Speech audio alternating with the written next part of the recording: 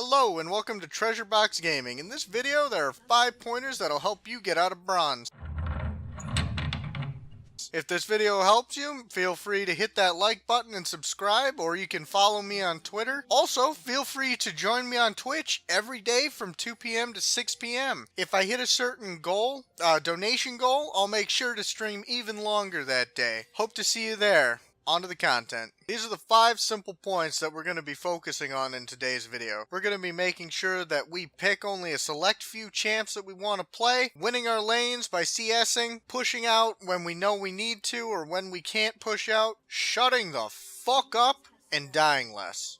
What I mean when I say pick one champion, what I mean to say is pick a position that you feel comfortable with. Jungler is the most important role for all of the lanes. It's going to determine where pressure is, going to be a shot caller, and determine when fights are going to happen. If you want to be a top laner who's going to be an incredibly beefy champion, depending on what the support is, who's going to determine also when the fights happen, you can also pick that. Mid laner is a high DPS mage typically. ADC is a carry for the game. Their job is to get kills, get farm, and make sure that the enemy team dies while also being protected. Support is going to make sure that they set up kills for the ADC, protect the ADC, and generally peel. Pick 1 to 3 champions that you feel comfortable with in the position of your choice. The reason you want to do this is because you'll get more experience on those very few select champions that you'll be able to grow your skill level over time. And you'll be able to do better even against counter comps. This will easily help you climb into the next rank.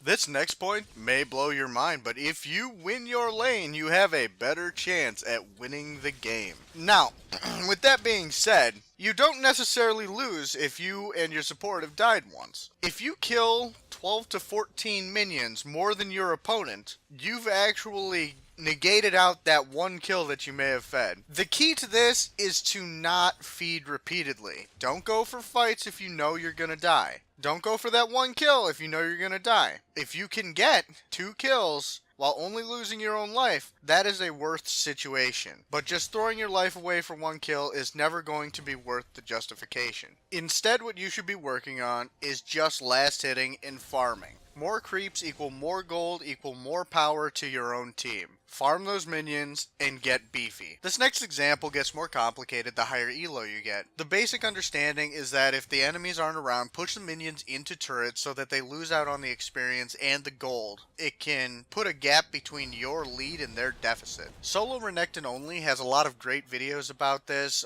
In every video he talks about why he's shoving or why he's doing a specific thing. I highly recommend checking him out. I'll put a link in the description below so that you guys can go watch his videos as well. And, you can learn from his content. In this example, I was able to luckily burst out Riven because she used her abilities in order to get some farm. This means that she's incredibly low, probably waiting under turret because she knows she can't fight me. I'm now pushing the wave as hard as I can because if I can get to her, I'm going to be able to kill her. The only person who's missing from the map is Zed. Udyr is down on bottom, and LeBlanc is pushing mid, so Zed has to either respawn top or middle. If he respawns top, it's going to be me versus Riven and Zed, and Riven is so low that it's going to be a 1v1. I think I can take the fight, especially because the turret is at little to no health. So I'm pushing the wave as hard as I can because I want to get either top or middle towers. Make sure you're using the map in order to understand who could possibly show up in your lane. Having too many people missing, you're not going to want to shove. I was in a good position to freeze that lane where I was if Udyr wasn't on the map and if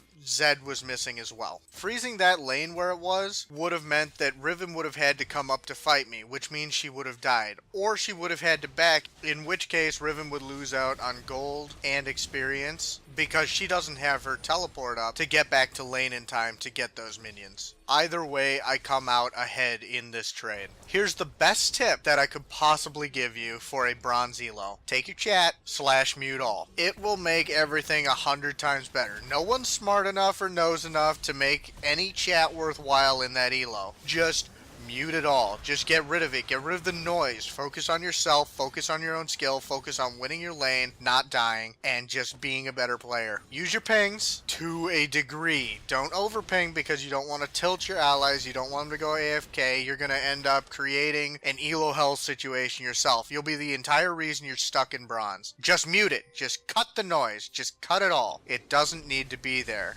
No one's knowledgeable enough in that elo to give proper communication. It just doesn't need to be there. When you get to gold, that's when communication starts to be real. Possibly even mid to high silver. Dying less is something I still struggle with. As you can see in the following clip, I end up teleporting to my death. I waste a global cooldown, and I lose a life and feed more gold to the enemy. If I'd have just realized that there could be two people working their way towards the pressure that was in top lane, I could have stayed alive and possibly ended the game sooner. Instead, I make a mistake and I go aggressive when I should not have. When you find yourself at a disadvantage, always play further back, play more defensively, figure out how the enemy team has killed you, and try not to make that same mistake. League is about learning every single champion. Go into some blind picks or some draft picks and play that champion. Figure out their strengths and weaknesses. How can you punish those?